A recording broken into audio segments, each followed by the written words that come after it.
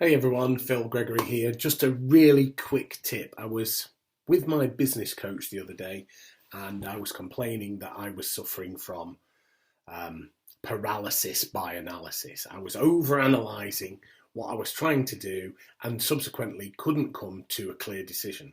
Now, this is something I see with clients all the time, particularly when creating content for their websites.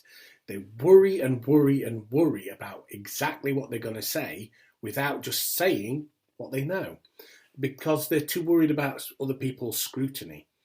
Say what you know if you stand by it, and all will be well because you can defend your point because you're the expert in your field. So when an SEO like me asks you to write blogs, write from the heart, write with passion, write about what you know. We can scrutinize it, we can add keywords to it, we can add rich media like videos and podcasts, etc.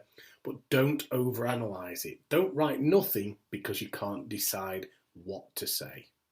Okay? Get writing, people.